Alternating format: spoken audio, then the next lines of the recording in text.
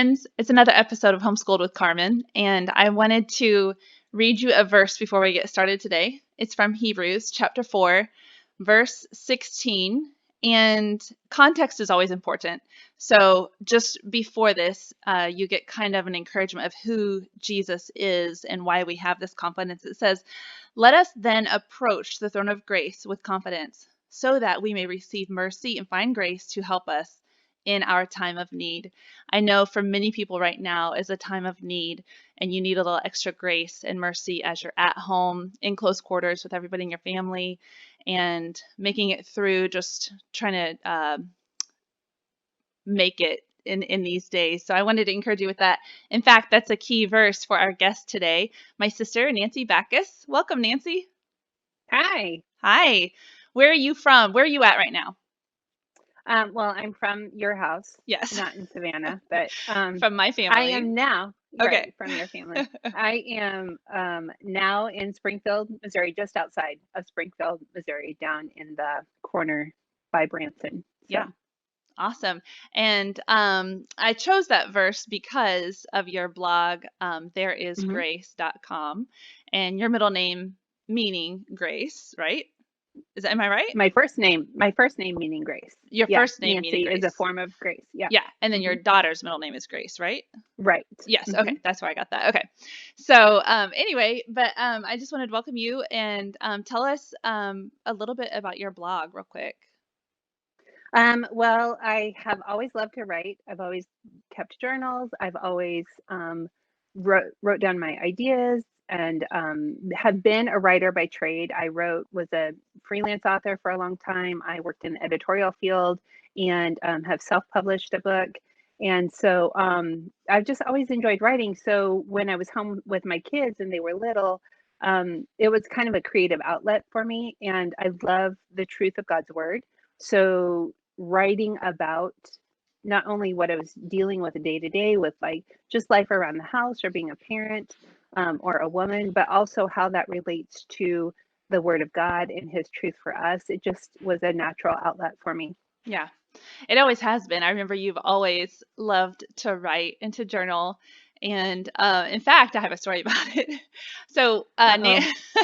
Nancy and I have another sister who's between us, and her name Mhm. is Melissa. So Nancy is like way older than me and Melissa. Not Not that much. so when she was off at school, and it would have been probably the year that Melissa was at kindergarten. And Okay. you remember when they used to do half a day of kindergarten. So you chose to go in the Hmm. morning or in the afternoon. I guess Melissa Yeah, went in the morning. They don't do that anymore. I don't They remember. do all day anyway. So I don't know, you would have been what, like third grade, maybe? I don't Fourth know. grade, I Fourth think, grade. when she was in kindergarten, fourth Yeah. grade. So we were Yeah. home for half of the day together. You were off at this like mysterious place that I always wanted to go to, but I was stuck at home. And It was so cool. I'm sure it was. And so, but while you were not there, and you already know this, so this isn't like confession time or anything, but while you were not there, we would sneak into your room and like we would sneak, even though we didn't have to because you weren't going to find us anyway. We would sneak in there, and I didn't know how to read yet. It was before I went to kindergarten, and we would like snoop around and find your diary or whatever, and we would sit down in the corner of your room. I don't know why we stayed in your room if we thought we were going to get caught. Like we would stay in your room, and she would open it and begin to read to me, and it was like so exciting and exhilarating to be sneaking around.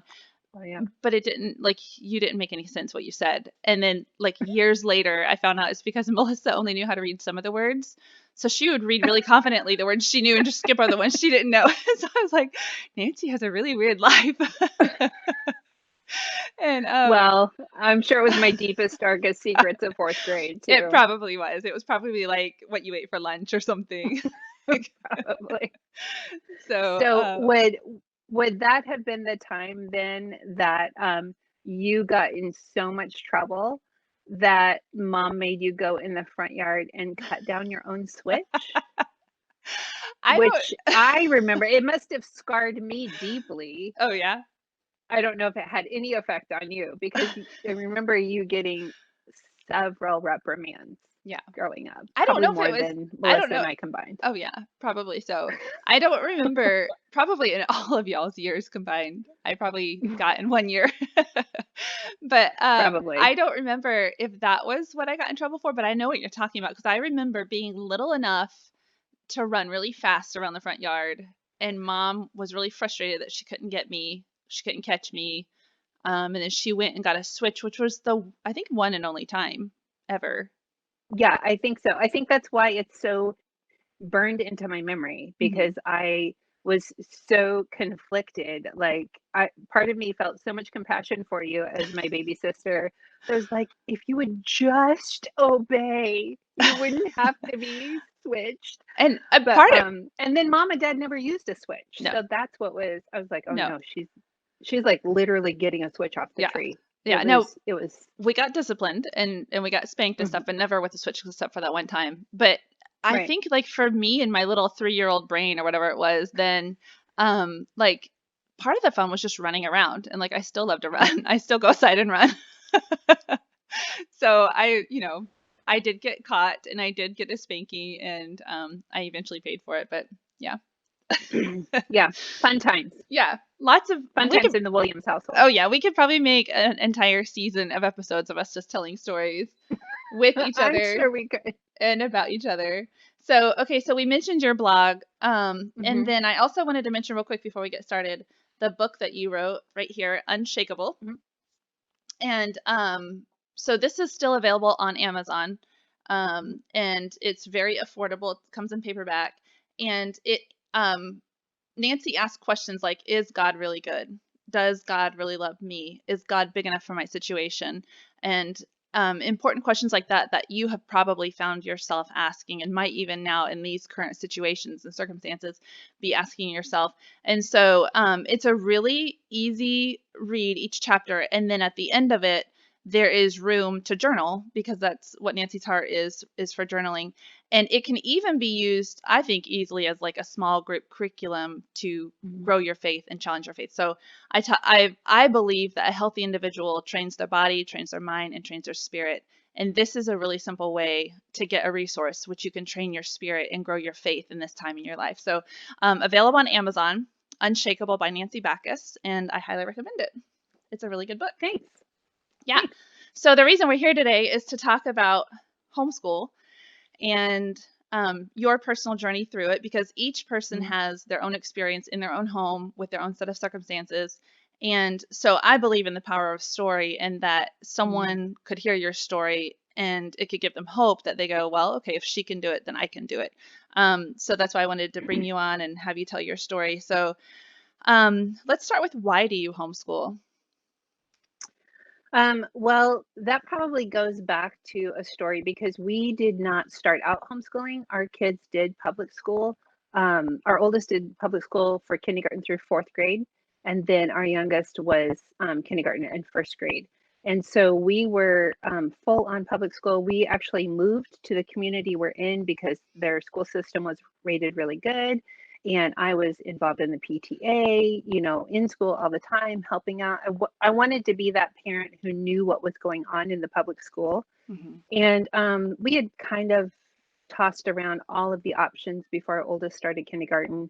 Do we do private school? Do we do public school? Do we do homeschool? And so we opted for public school. We had really good schools in our area, and it was kind of just a thing where my husband and I were like, well, we both went to public school and it was fine for us. And, that's just what we do. So we started with that.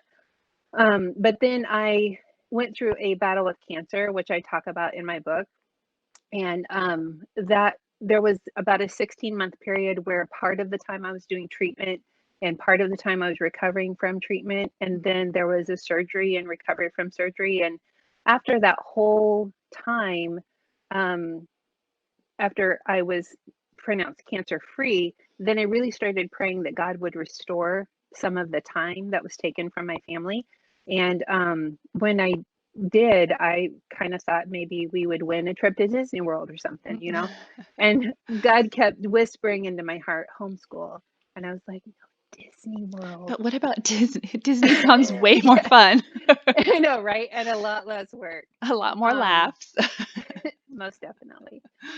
So it was a process over several months that God worked on my heart and on my husband's heart, before we even talked to each other Yeah. about it. And so that's what led us to really kind of go down the road of homeschooling. And then we there was a lot of work internally that God did in us, before we did a little bit of research and investigation, because I knew you were homeschooling already, Hmm. and I had several friends who were homeschooling. Yeah. And so I kind of knew, okay, if we do this, then I know who I'm going to go to and I know what resources I'm going to use. So once God worked on us individually in our hearts, it was a pretty short time that we actually did the research part and was like, okay, this is what we're supposed to do, and we're all in. Yeah. So for us, we feel like that's the road that God kind of unexpectedly put us on. And so that's what he has for our family. Didn't he kind of like answer the prayer of Disney by bringing the everyday roller coaster ride of homeschooling to your family? Oh, most definitely. Yeah. Yes. Yeah. Because there's More ups ups and and downs than yeah. Disney. Oh, Yeah. absolutely. And they last way longer. There's lots of ups and Oh, downs yeah. and twisty turns and Oh, yeah. thrills and yeah, Yes. and screaming and Hmm. joy and crying Oh, and all all of the it. things, and All of it. fits, Yeah. and yeah, meltdowns and all of it. All of it. Yeah. And I mean, that's just you. Like, I know, yeah. We're not even talking about the kids. we're not talking about the kids. That's how I feel sometimes. I'm like, yeah, that's me. And then Yeah.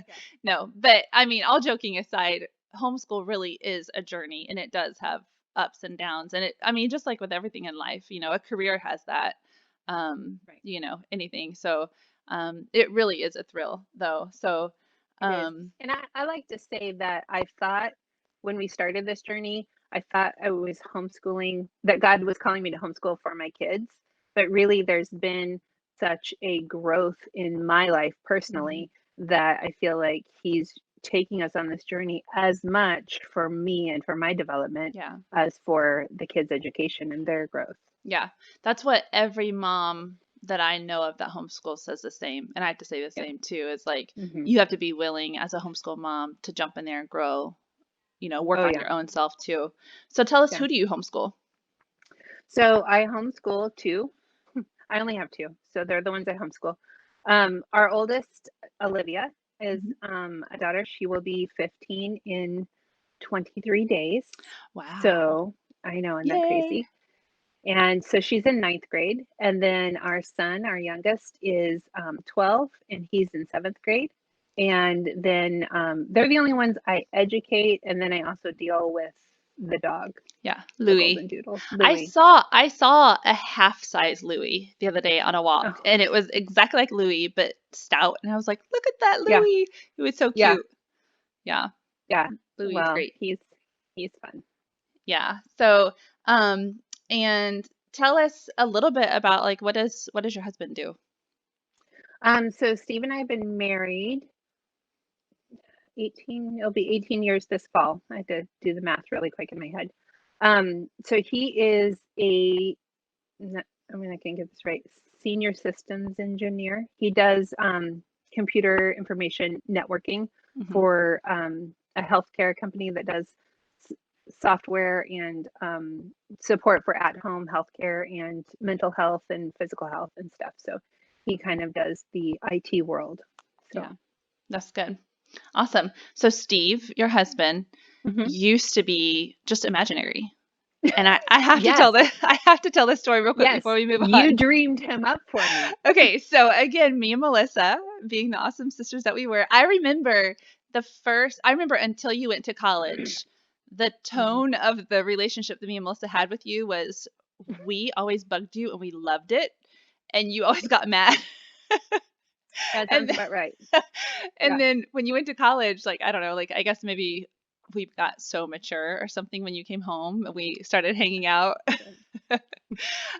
But so Steve, Melissa and I somehow, somewhere along the way, started teasing you about a boy named Steve who did not exist, but it was this like imaginary person. And Mhm. we'd be like, ooh, Steve. So like Steve's name was synonymous with the sound ooh. Yes. And we would just tease you. And then Grandma Levon, our grandma, Yes. got on board, which I had to pause and Mhm. say, Grandma's name was Lula Lavon, and she hated the name Lula, but she preferred the name Lavon. And I think So she went with today, Levon.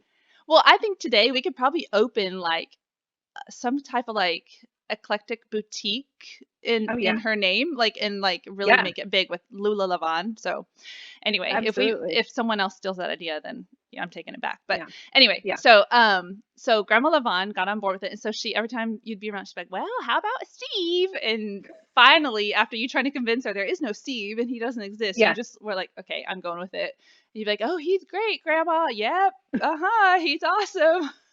And like And I this hadn't even met Steve at that point. no, we had not met Yeah. the actual Steve. And Yeah. so I think you went off to college. All the years through college, it was Mhm. every time you came home, well, how's Steve doing, Nance? Oh And yeah. you give her the fake update of fake Steve. And then finally, like you had a friends group. Uh, I don't know, when was it? Was it out of college or during Yeah. college? It was after college. It was Okay. probably, yeah, it was probably 25, maybe Okay. So 24, this like something like that. I never watched the show Friends, but I Yeah. watched your group of friends kind of like be the parallel universe of like Christian Friends, but Hmm. like the sitcom a little bit, I guess. Like, I don't Pretty know. much. That's Yeah. what it was. Yeah. So, like, you guys would gather together for Bible studies and dinners and things like that. So, like, Hmm. there actually was a Steve. And so, Steve had Yeah. materialized at this point. And so then we like the questions became legit, like how's Steve? And it was like friends that kind of grew into more than friends that eventually, Hmm. you guys were engaged and married. And so like I don't remember, did Grandma Levon, did she live to see you marry Steve? I don't remember. No, she never met him. Oh, okay. She passed away um, before we were dating. I don't remember if we even were like good friends Yeah. before she passed away. So you're So, welcome that yeah. me and Melissa materialized a Steve for Thank you by you. talking about Thank you. him. So I'm glad that I you could live appreciate that. happily ever after because of our teasing. All So because of you. yeah. Yeah. So ooh, how's Steve, by the way, Nance? He's fine. He's great. Okay, he's doing good. You guys have a dog together now, a couple kids. Yeah. Um, okay, so tell us, what do you do? I'm not texting people. I'm looking at my notes, by the way. Tell me, what do you do for homeschool? We do the same program you do that I know you talked about briefly. We do classical conversations. Hmm. So we are a part of a community and we do that curriculum. We're pretty involved in our community. I actually direct our daughter's class, and so I'm leading the sessions on community days. And so we're very involved in that and working through the curriculum, at home. I knew that I wanted to do CC because I knew my personality, and if it were left up to me to find all of the bits and pieces that went together, I would be like changing curriculum every week. I'd be like searching the internet and be like, "Ooh, this looks fun. Let's do Yeah. this." And I eventually even told Steve, I'm like, um, if I really want to do this, because if it's left up to me, like our kids will read a lot of great literature and be really good writers, but they won't know any math and science. Right. So, so I needed something that was like filling in the gaps where I knew I was lacking, but Hmm. also really challenging in the areas that I was confident in and wanted them to be challenged and grow in too. Yeah. Yeah. Do they seem to like it? They do. I mean, it's a lot of work, as you know, and it's as they get in the upper levels, the program is called Challenge and it's appropriately named. And Yeah. but that's what I love about it is it is challenging. And part of the part of the reason we even started talking about homeschooling was because of some things we saw happening with our oldest in school, and it wasn't even necessarily related to the curriculum. It was Hmm. more related to just boredom. She was in kind of some of the gifted programs that they have. Hmm. And those were the only days that she wanted to go to school. And the rest of the days when she was in regular class, she was quiet enough that she didn't cause a problem. And she was smart enough that she didn't need extra help. So she just kind of flew below the radar Hmm. and didn't really like it. So she needed a little more challenge. And Yeah. so they do. They really like it. And every once in a while, I'll just kind of out of the blue say, "Do you guys ever want to go back to public school?" And I don't even get the sentence out. They're like, "No, no, no, no." Yeah. You We asked ever since Isaac was in kindergarten, we've asked every year, do you want to go to school? Do you want to stay home? Like we know. never made our kids stay home, but absolutely they're like, nope, we're Yeah, good. Like we know what we got. It's a good thing. yeah. So how has the way that this curriculum is designed is at the age that kids naturally want to argue. Mhm. They add in curriculum that helps them argue, but they are expected to argue well. So how has that Mhm. helped in your home? So the classical model of learning, and CC is not the only one that uses classical model, but it's what that model is what CC is built on. Hmm. So the classical model goes along with the development of, the kids. So the younger kids, elementary age, are in what they call the grammar stage. So they're doing a lot of memorization and a lot of just facts, and they're just kind of building those memory pegs, they call them. Hmm. And then when they get to like the middle school years, where they start asking why and they start pushing back and they start arguing over everything, they call that the dialectic stage, because they're really wrestling with ideas and trying to figure out what they really think Hmm. about it. And I think that's kind of the point from what I've seen happen in people I've observed, families I've observed, friends I've had. That tends to be the point where parents get really frustrated, because no longer are kids just okay with because I said so or Right. just do it. They're really wanting to know the why behind everything, not just parenting, but things they've learned in school. So, CC, the curriculum has taught me as a parent to ask questions rather than just giving commands. Right. So, for example, the way this played out today, just today in our curriculum, um, it was, you know, my youngest was supposed to do something so many times. So he's supposed to repeat it so many times today. And he Hmm. asked again, "How many times am I supposed to do that?" "Well, how many times have you done it every other day this year?" Hmm. "Well, four, but I don't think I need to do it that okay, that many." I was like, Hmm. "Okay, well, do you have a test coming up on Monday? How many times a day do you think you need to do it in order to be prepared for that on Hmm. Monday?" And so I kind of helped him walk through the process of thinking it through for himself, Right. rather than just, you know, it's four because I said so, and it's always been four, and it's going to be four, you know. Right. So it's kind of leading them or modeling for them that process of thinking through the relationship and the Hmm. consequences of their choices, Yeah. because that's all new to them, you Hmm. know. Yeah. It's good. I really respect the fact that it, the way that this curriculum is built is it allows that like kind of that Yeah. wrestling through of the questions and answers and finding consequences to choices and things like that. So tell us a little bit of how your journey has been. I know there's a little bit more to your story than just homeschooling. So tell us like how do you navigate all of this? Um, so most recently, I am in treatment again for cancer. So that started in February, I guess, of this year. So it's been Mhm. an off and on battle over the last 9 years, with a rare type of cancer. So it's been a process, and sometimes it's been surgery, sometimes it's been treatment, and sometimes it's been even, a minor surgery, and then everything is fine. So most recently, I'm in treatment again, and so that's presented a pretty new challenge for us. Mhm. And the last time I was in treatment, my kids were in public school, Mhm. so we kind of had, a built-in babysitter for Yeah. 7 hours a day, so to speak. But thankfully, now my kids are old enough, 12 and almost 15, that they're able to understand that like their role, their Mhm. responsibility in the family. And so they can step in and help out a lot. And thankfully, the treatment that I'm in is not super taxing. So it's not as taxing on my body as the last treatment I did.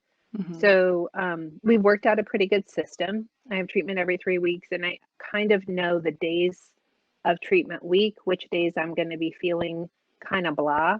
So we kind of plan around that as far as our schoolwork, and I'm thankful that we have the flexibility. But the way CC works, I love it because we meet one day a week for community and we go over all of the material. And then the rest of the time, we have the flexibility at home to do what we need to do when we need to do it in order to be prepared for the next week. Yeah. So, Yeah. And you've even, I mean, this, in the few short years that you've been on this journey, have you seen, even like you said, this is way less taxing on you. So even like the treatments available, have they oh, improved or yeah. changed, and which Oh, helps yeah. your situation?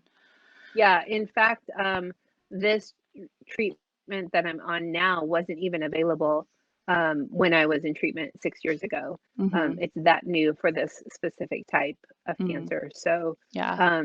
yeah, so it's advanced a lot Yeah. in as far as what's available. Yeah. I know you and Steve really run your household with a lot of rhythms and processes and things that create order in itself. And so Mhm. using that as a strength, plus like just knowing what resources are available for your situation, like Mhm. just the knowledge of that helps tremendously. And Yeah. we'll get to in a minute maybe any advice that you have to give. But in your specific life situations and with your family and kids and everything, when and where do you find is the best way to homeschool? Um, I mean, it kind of ebbs and flows with, the way life works, but for the most part, we have a pretty structured day. A lot of that is because I need it, Hmm. and some of that is because I find that my kids work better Yeah. that way. So, my friends and I are big into the Enneagram. So if you're an Mhm. Enneagram, follower, I'm a 9 with a 1 wing. So I'm a people pleaser. I want to keep everyone happy, but I have a pretty strong need for structure Yeah. too. And although Steve hasn't taken the test, I'm pretty sure he's a 1. So so For as he has. for I was to say, for as bad as I wish that we lived closer, I think that I would be the chaos causer because I'm a 7 that would like fly through in the car and be like, "Come on, kids, let's ditch mom and go to Disney." And we would be like, she just ruined our whole day. We will never get math done now. I know, I know. So yeah, Yeah. so but you guys both work well together with structure, you and Steve. So I don't know if you know, Yeah, but we do. me and Jim both are 7s. So can you imagine the chaos? Anyway, Yeah. the No, fun. I don't have to imagine. I've witnessed it firsthand. Yeah, but we have a lot of fun. You do. That is true. That is So true. yeah, so No, you're but yeah. Well, I think because we are both tend towards structure, our kids have grown up yeah, knowing that. So they're more comfortable with more structure. yeah, So that's why we structure it to where we start. I mean, and I've gone back and forth. Like I started with like we're gonna start at this time, and at 8 o'clock we're gonna do this, and at 8:30 we're gonna do this, and at 9 o'clock we're gonna do this. And that fell apart after a few weeks because mhm, if we got 15 minutes off, I felt like we had failed by yeah, 10:30. So I've gone more of a routine. yeah, So we're going to try to start at this time or as soon as breakfast is over and the table's cleared. yeah, Then we're going to do these things in this order, and we're going to try to fit in lunch and breaks, at these times or whenever, and then of course if we have something like basketball practice or voice lessons that we have to leave at a certain time by, then those are built in. But we have more of a rhythm than an actual schedule or a routine. I guess a routine or a rhythm more yeah, so than a schedule. yeah, And I try to start with like we start with a group thing. Like we always do some kind of Bible or devotion together, all three of us, and then we do like a quick like a 10-minute news. It's like a student news segment where we just kind of get current events and stuff. And then we kind of break off and everyone does their own things, but we tackle the hardest stuff first. Like we yeah, start with math first, or we hmm, start with Latin first. hmm, And then, because the other things are more fun to do. yeah, So, yeah, so we yeah, tackle what's hard first, and then everyone kind of does what they need to until we have to pick up and go to an activity. And then what's left, you either take with you or, you do it when we get back. Hmm. So, So majority of it is around your kitchen table, or do they take their yeah. books to their bedrooms, or? The majority of the morning is around the kitchen table. Yeah. Now, occasionally, like Olivia, focuses better on math without distraction, so she'll Yeah. take that up to her room and do it, and then come back. But yeah, so there is some, change to, hey, I'm gonna go read my book. I'm gonna go lay out on the trampoline to do it. Hmm. We have that flexibility, but kind of our kitchen table is home base where we Yeah. come back to. Yeah. And really, when you're homeschooling, it's way more than just textbooks. It's like Oh yeah, learning how to do life with each other and yeah, live life and everything, for yeah. sure. Um, so tell me, what would be some advice that you, I don't know if you have a couple of different pieces of advice. Like, I'm particularly curious about, like, what would you say to someone who maybe feels overwhelmed with homeschool, but also what would you say to someone who is in their own medical journey and finding themselves maybe suddenly needing to homeschool and Yeah. is overwhelmed? Um, I would say if you're overwhelmed for any reason, um, just come back to like what's more important, like what's key. And I think because I am kind of a firstborn list checker type A person, a lot of the time, I can tend to get too focused on we have to accomplish all of these subjects every single day, and I have to make sure you have accomplish so many hours of school. And I get caught up in the details of it. And when that becomes so overwhelming, I find that I need to just take a step back and really look at my kids Hmm. and even spend some time in prayer and ask God, God, what are you wanting to do in the lives of my children right now? Because education is about so much more than just academics. Yeah, I want them to learn their math, and yeah, I want them to learn history and science and all of those important things. But I also want them to learn, life skills, and I want them to learn good character, and I want them to learn to have integrity, and I want them to learn to love God and love people, and learn how to serve others and Hmm. how to look beyond themselves and find Yeah. the needs of someone else to meet. And all of those things are part of education too. So sometimes it's, hey, we don't need to worry as much about math, and we need to focus on, you know, loving your sibling and Hmm. what that looks like on a day-to-day basis. Hmm. Or we need to focus on math because we need to focus on working through hard things and realizing Hmm. we can do hard things. Hmm. So I think it's important to really look at your kids and think not just what information do they need to know, but what lessons in life and what is God wanting to teach them right Hmm. now, and be attentive to that. For the person who's maybe in their own medical situation or in even just in a new homeschooling environment in the midst of everything going on and feeling overwhelmed, I think it's just about focusing on what's important. If Hmm. you are medically not able to sit at the kitchen table 6 to 7 hours a day, Yeah. or even 3 to 4 hours, what can you do? You know, can you? And there are days on my treatment week when I'm not feeling good, then the kids will do what they can, and I will choose one or two things to do with them. Like, Hmm. my son will come snuggle with me on the couch and I'll read his book to him, Hmm. or I'll go over my daughter's math with her. But they're able to come to me on the couch or in my bed if I'm there, and we can still do that part together. And even though it doesn't look like traditional schooling, it's it's still it's still a part of educating as a family. Yeah. Yeah. And so you have to give yourself permission to ebb and flow Hmm. and to not be so frustrated on the lighter or slower days, um, that you can't bounce back for the days that you feel able, I mean, Yeah. even without any major medical, obstacles. I think that's true for any mom on any day, Oh because yeah. in order to be able to be fully present for someone else, you have to be a healthy individual. And Oh I think yeah. that means like you have to be able to take your own thoughts or your own feelings and put them somewhere Yeah. so that you can show up for your kids.